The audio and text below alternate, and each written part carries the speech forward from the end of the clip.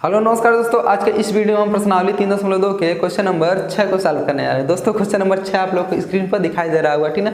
कर रहा है एक रैखिक समीकरण 2x + 3y - 8 = 0 दी गई है। दो चरों में एक ऐसी और रैखिक समीकरण लिखिए ताकि प्राप्त युग्म का ज्यामितीय निरूपण जैसा कि पहला दे दिया प्रतिच्छेदित करती रेखाएं हों, दूसरा समांतर रेखाएं हों और तीसरा संपाती रेखाएं हों, ठीक है। चलिए, यानी हमको एक समीकरण दे दिया है।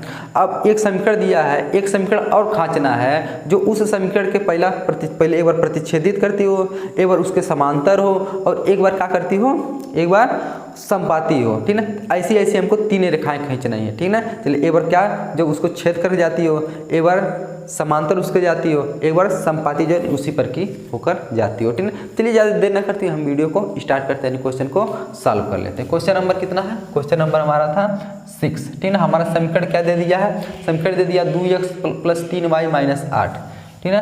2x + 3y - 8 = 0 दे दिया, ठीक है। चलिए, अब देखिए उसमें पहला क्या दे दिया? पहला कि प्रतिच्छेदित करती हो, तो प्रतिच्छेदित के मतलब जब दो रेखाएं आपस में एक दूसरे को प्रतिच्छेदित करती हैं उसके लिए एक कंडीशन होता है, एक शर्त होता है। क्या शर्त होता है कि a1/a2 बराबर नहीं होना चाहिए b1/b2 के लिए, तो उस शर्त को लिख लिया जाए। चलिए, यानी प्रतिच्छेदित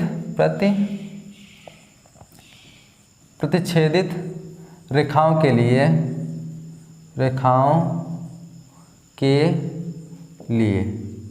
प्रतिच्छेदी रेखाओं के लिए शर्त हमारे क्या होता है?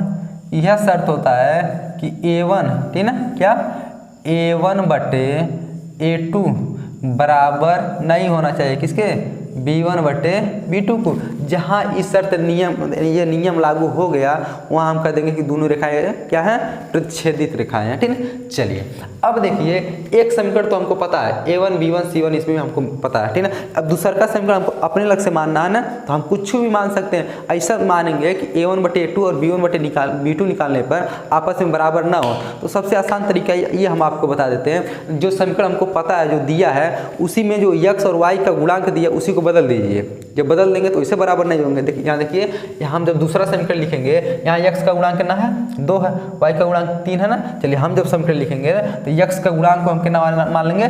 3 मान लीजिए, 3x। y के गुणांक को 2 मान लीजिए।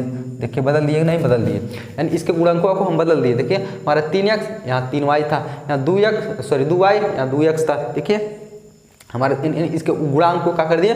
बदल दिए। जब बदल देंगे तो इसे नहीं बराबर होगा, कि वैसे निकालिए a1/a2 निकालेंगे 3/2 और b1/b2 निकालेंगे। देखिए 3/2 है हमारा, 2/3 है, नहीं 2/3 है, 3/2, वैसे ही बराबर नहीं हो जाएगा, ठीक। अब यहाँ c1 का मान कुछ भी मान लीजिए, यहाँ 8 है तो यहाँ मान लीजिए हम कुछ भी मान सकते हैं, 7 मान लें, बराबर 0, ठीक है।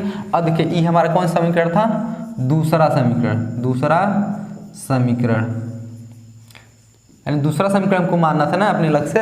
एक समीकरण तो पता था, दूसरा समीकरण मानना था, तो दोनों समीकरण हमको पता चल गया। यानी ये समीकरण एक युग्म हो गया, ये दोनों देखिए युग्म नहीं बन गया, जोड़ा बन गया। ये लिखेंगे अतः रैखिक समीकरण युग्म में क्या हो जाएगा?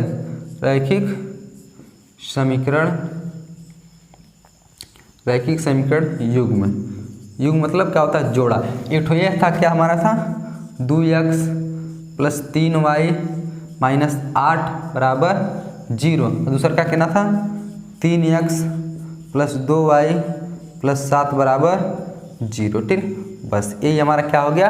उत्तर हो गया, ठीक। देखिए कितना आसानी से लग गया, ठीक है। यानी हमको यही पूछा था, जो समीकरण दिया था इसी को प्रतिच्छेदित करते हुए एक रेखा और खींचना था, एक समीकरण और खींचना था। वो समीकरण क्या वाला? ये वाला था, ठीक। ये वाला पहले दिया था, ये वाला हम लोगों ने खींच लिया। बस अब दूसरा वाले को ज्ञात करना। दूसरा क्या कर रहा है उसमें से? यानी छठा मान का दूसरा कह रहा है क्या करती हो? समांतर रेखाएं हो। तो समांतर के लिए भी तो कोई कंडीशन होता होगा, उसको भी पढ़ लिया जाए। चलिए, समांतर रेखाओं के लिए, ठीक है। यानी समीकरण क्या समीकरण दिया है उसको लिख लिया जाए। समीकरण क्या दिया हमारा? दूसरा वाला समीकरण यह है 2x + 3y - 8 = 0। ये हमारा समीकरण है ना। चलिए, अब देखिए यानी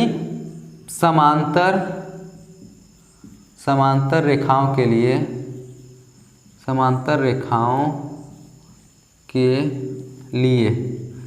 क्या शर्त होता है हमारा?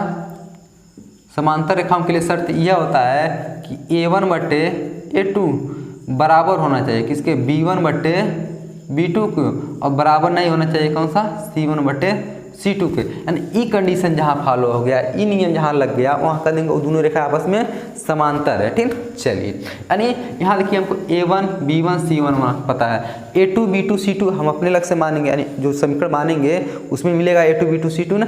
चलिए अब दूसरा समीकरण मान लेंगे हम अपने लग से, दूसरा समीकरण, ठीक है। चलिए अब देखिए दूसरे समीकरण का है, ये दोनों बराबर दिखाना है ना, ये दोनों बराबर, a1 और b1 के, सॉरी a1 बटे a2 जो आएगा वो b1 बटे b2 के बराबर दिखाना है। कुछ मत करिए, यानी किसी भी सेम संख्या का, यानी जैसे मान लिए 3 का गुणा इसमें कर रहे हैं तो 3 का गुणा इसमें भी करेंगे, 5 का गुणा इसमें कर रहे हैं तो 5 का गुणा इसमें भी करेंगे, 10 का गुणा इसमें कर रहे हैं तो 10 का गुणा इसमें भी करेंगे। यानी किसी भी एक संख्या को लेकर के हे दोनों गुणा करके लिख लीजिए। जैसे मान लिए हमको, मान लीजिए सब में 3 का गुणा कर दें तो 3 का गुणा इसमें करिए तो कितना हो जाएगा, 3 दूना 6x, हे में 3 का गुणा करिए, 3 तरीका 9y, बस यही दोनों करिएगा, तीसरे के मत करिएगा, तीसरे में करेंगे तो संपाती हो जाएगा। ठीक ना, अभी उसको बताएंगे अगले वाले क्वेश्चन में। ठीक ना, बस यही दोनों करेंगे, कोई भी सेम संख्या उठा लीजिए, चाहे एक उठाइए, चाहे एक को छोड़कर, एक का गुणा करेंगे तो उतना रह जाएगा, क्या फायदा। ठीक ना, एक को छोड़कर कोई भी संख्या उठा लेंगे और उसी का है दोनों में गुणा कर देंगे, हमारा क्या हो जाएगा, वो समांतर वाला रेखा यानी समांतर वाले कंडीशन को फॉलो कर जाएगा। अब देखिए यहाँ 8 है तो यहाँ कुछ भी रख लीजिए, कुछ भी मान लीजिए हम रख देते हैं 2 रख देते हैं। ठीक है, चलिए 2 रखते हैं, अब बराबर क्या हो जाएगा हमारा 0।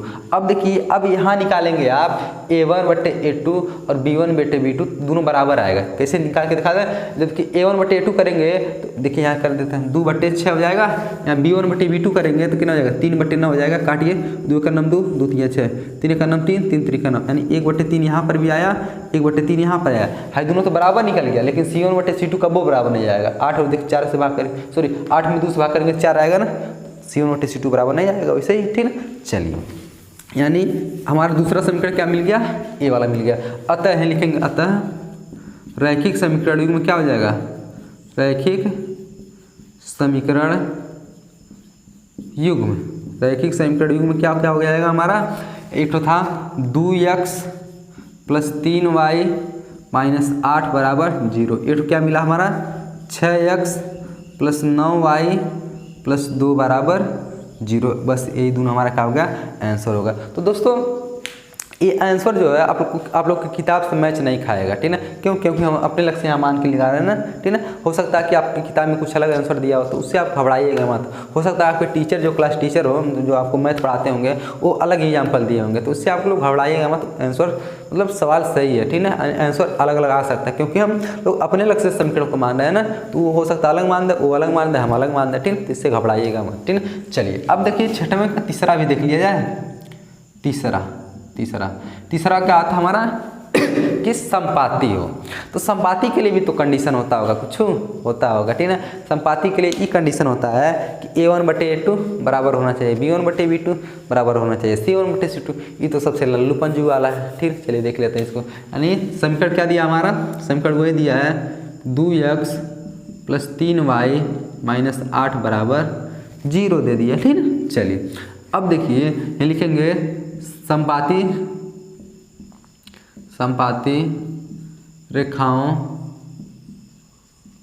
के लिए शर्त, क्या शर्त होता है, इसका शर्त ये होता है कि a1 बटे a2 बराबर होगा b1 बटे b2 बराबर होगा c1 बटे c2। यानी जब तीनों बराबर होता है, तीनों अनुपात a1 बटे a2 b1 बटे b2 और c1 बटे c2, तब रेखा क्या होती है, संपाती होती है, यानी एक दूसरे पे चढ़ के जाती है, तरह के ऊपर जाती है। ठीक है, चलिए अब देखिए, अब अतः दूसरा समीकरण लिख लेंगे, दूसरा समीकरण। ठीक है, चलिए दूसरा समीकरण क्या लिख लेंगे, यानी किसी भी सेम संख्या, कौनो भी संख्या उठाइए, एक को छोड़ के 2 4 6 8 10 12 कुछ भी उठाइए, इसी समीकरण वाला गुणा कर दीजिए, गुणा कर देंगे हमारा दूसरा समीकरण पता चल जाएगा। ठीक है, मान लीजिए हम 5 उठा दे रहे हैं, ठीक है, 5 का गुणा कर देंगे, 5 का गुणा करिए 5 दूना 10x प्लस 5 तिया 15y माइनस 5 बटे 40 बराबर 0 आ गया, दूसरा समीकरण बन गया। अब देखिए यहाँ अनुपात निकालेंगे ना, इस कंडीशन को फॉलो करेगा ही करेगा। निकाल के दिखा दें, यानी कि a1 बटे a2 करेंगे तो 2 बटे 10 आ जाएगा, b1 बटे b2 करेंगे तो 3 बटे 15 हो जाएगा और C1/C2 करेंगे तो -8/-40 हो जाएगा। काटिए, 2 का नाम 2, 2 पचे 10, 3 का नाम 3, 3 पचे 15, 8 का नाम 8, 8 पचे 40, माइनस से माइनस कट गया। देख रहे हैं 1/5, 1/5 और 1/5 तीनों बराबर आ जाएगा कि तीनों बराबर आ जाता है। A1/A2, B1/B2 और C1/C2। जब तीनों बराबर आ जाता है यानी कंडीशन को फॉलो कर गया, यानी इसका मतलब है दोनों आपस में क्या है, संपाती है। यहाँ लिख दें